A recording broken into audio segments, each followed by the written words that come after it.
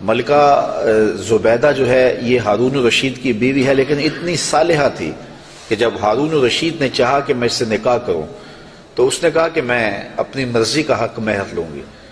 تو اس نے کہا کہ ٹھیک ہے، بادشاہوں کے لیے کیا مشکل ہوتا ہے حق مہر ادا کرنا۔ تو اس نے کہا کیا حق مہر لوگی؟ کہا بغداد سے نہر نکالو اور عرفات تک پہنچاؤ، یہ میرا حق مہر ہوگا۔ اور یہ بڑا مشکل کام تھا، اور اس کے لیے اس زمانے میں جو ہے وہ کتنے پیسے خرچ آئے، اور وہ نہر نکالی گئی۔ اور جب وہ نہر جاری ہو گئی تو جو خادم تھے انہوں نے آ کے حساب پیش کیا ملکہ کو کہ یہ اس کا حساب ہے، اتنے پیسے خرچ آئے ہیں۔ تو نہر کے کنارے جب وہ دورہ کرنے گئی، دیکھنے گئی، تو انہوں نے حساب پیش کیا، تو اس نے کاغذ پھاڑ کر کے نہر کے اندر پھینک کر کے کہا ترکنا الحساب الی یوم الحساب، ہم اس کا حساب یوم حساب پہ چھوڑتے ہیں۔ تو وہ نہر پھر جب تک یہ جدید ذرائع نہیں آئے تھے تو حاجیوں کے لیے سیرابی کا باعث بنتی رہی، اور نہر زبیدہ کے آج بھی اثرات جو ہے وہ میدان عرفات کے اندر دیکھے جا سکتے ہیں۔ تو یہ بغداد سے چلتی تھی نہر اور مکہ المکرمہ تک پہنچتی تھی، اور یہ حق مہر تھا زبیدہ خاتون کا۔ اور یہ زبیدہ خاتون جو انتہائی نیک اور صالحہ خاتون تھی، یہ حضرت بہلول دانا کو ڈھونڈتی رہتی کہ ان سے کوئی دعا مل جائے، کیونکہ یہ مجاذیب میں سے تھے۔ مجذوب وہ ہوتا ہے کہ تجلیات کے وفود سے جس کا شیشہ عقل ٹوٹ جائے، اور وہ جو کہہ دے اللہ وہ کر دے۔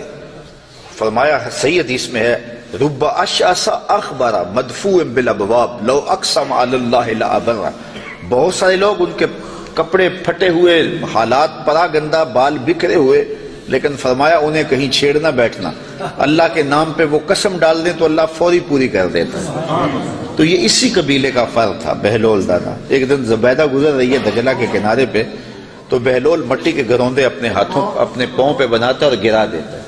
یہ کبھی آپ نے بچپن میں منظر دیکھا، وہ گلی میں ریت پھینک جائے تو بچے جو ہے وہ پاؤں کے اوپر گروندے بنا دیتے ہیں اور پھر ان کو ہولے سے پاؤں نکال لیتے ہیں، پھر جب کھیل ختم ہو تو گرا دیتے ہیں۔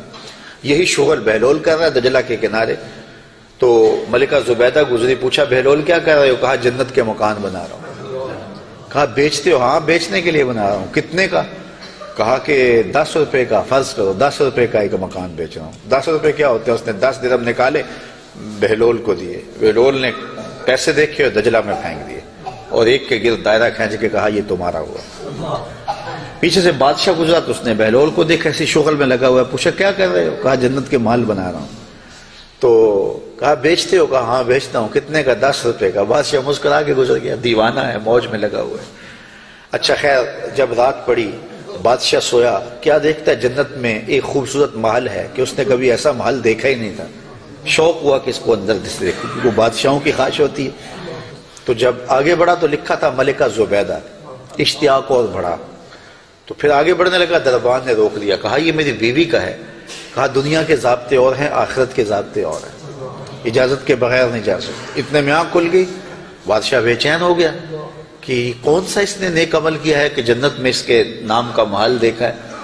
تو اس نے ملکہ کو بیدار کیا اور کہا کہ کیا ماجرا ہے کہ میں نے یہ خواب دیکھا؟ اس نے کہا میں نے تو کوئی خاص عمل نہیں کیا، وہی معمول کی عبادتیں ہیں، وہی نیکیاں ہیں۔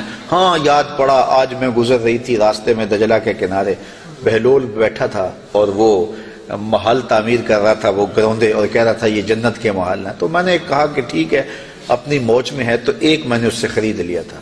بادشاہ سر پکڑ کے بیٹھ گیا، وہ تو مجھے بھی کہتا تھا، اور میں دیوانے کی بھیڑ سمجھا اور آگے گزر گیا۔ اگلے دن بادشاہ قصدن گزرا، ہارون الرشید قصدن گزرا، اور دل میں تھا کہ آج بہلول اسی شغل میں دوبارہ مل جائے تو کیا اچھا ہو۔ اگلے دن دیکھا تو بہلول وہاں بیٹھا ہوا ہے اور وہی کام کر رہا ہے۔ بادشاہ خوش ہوا، کہا بہلول کیا کر رہے ہو؟ اب دل دھڑک رہا تھا کہ جواب کل جیسا ملے۔ کہا جنت کے محل بنا رہا ہوں۔ بادشاہ کے دل کو تسلی ہوئی، کہا بیچتے ہو؟ کہا ہاں بیچنے کے لیے بنا رہا ہوں۔ کہا کتنے کا؟ کہا آدھی حکومت لگے گی۔ کہا کل تو 10 روپے کا کہتے ہو۔ کہا ہاں کوئی اور آئے تو اس کے لیے 10 روپے کا۔ کہا تو میرے لیے اتنا مہنگا کیوں؟ کہا تم دیکھ کے جو آئے ہو۔ تو بات یہ ہے کہ یہ ایک سادی نے کہا تھا، سادیہ نزدیک رائے عاشقاں خلق مجنو نندو مجنو آ کے لست۔